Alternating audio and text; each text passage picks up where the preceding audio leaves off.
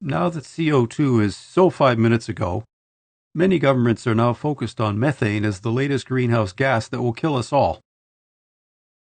The Canadian government, for example, has set a 75% emissions cut as a target. Clearly, methane must go.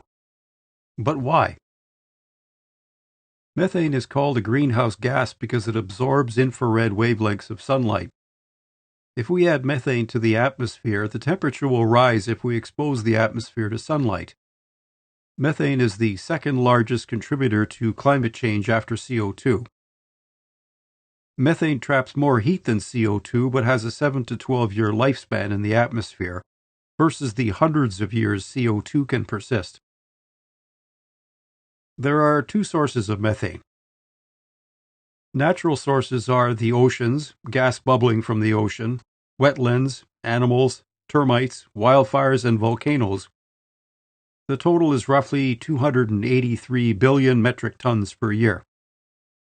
Not natural sources are coal, oil, gas, landfills, burning biomass, and agriculture. The total is roughly 242 billion metric tons per year. Wait a second. If we stopped all not natural sources of methane, that would reduce emissions by only 54%. Where's the other 21% going to come from? Are we going to landfill a couple million acres of wetlands? Won't that kill hundreds of millions of animals and effectively shut down the largest water filter system in the environment?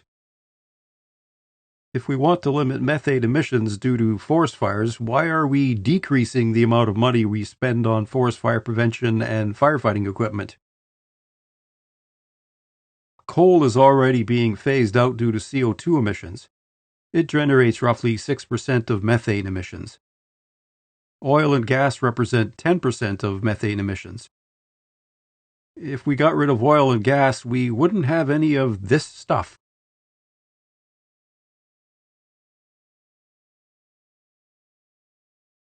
Probably not a good idea to get rid of all of that for a 10% in reduction until we find a replacement, don't you think? Are we going to get rid of farming altogether? Does the government know where food comes from? So this brings us to cows. Cows generate 14% of methane emissions and rice paddies generate 4%. We're going to make flowery speeches and bold promises that will get paid for by third world countries trying to grow food. Our sacrifice will be getting sore arms by patting ourselves on the back for being so brave in our efforts to save the world. Their sacrifice will be abject poverty or indentured servitude. It won't affect us, so we'll say it's all okay, won't we?